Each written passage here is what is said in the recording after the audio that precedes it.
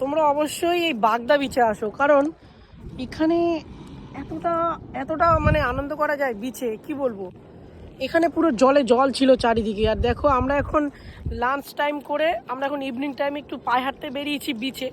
আর এসে যা দেখলাম এখানে চারিদিকে কোনো জল নেই, তবে ওই দূরে জলের একটা ইকো আসছে, মানে যেটা একটা সাউন্ড হয় না জলের, যেটা সমুদ্রে পাওয়া যায়। এখানে একটা মজা আছে, দুপুরবেলা কেউ স্নান করতে এসে যদি কারো সানগ্লাস হারিয়ে যায় স্নান করার সময়, সে বিকেল বেলা এসে খুঁজে পেয়ে যাবে। হ্যাঁ, ঠিক ঠিক ঠিক, কেননা দেখো 1 কিলোমিটার পর পুরো জল পুরোপুরি শুকনো, পুরোপুরি শুকনো, মানে তোমার যদি কিছু হারিয়ে যায়, মোবাইল ফোন, সানগ্লাস, তুমি ইজিলি পেয়ে যাবে।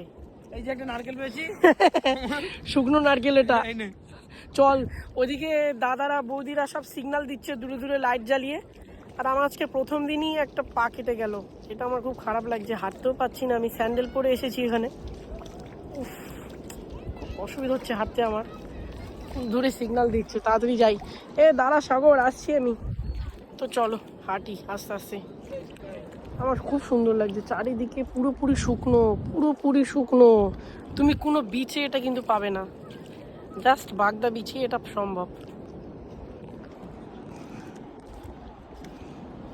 ওয়াও, খুব সুন্দর ভিউ। তো চলো যাই। কাটা জায়গায় ব্যথা লাগছে রে।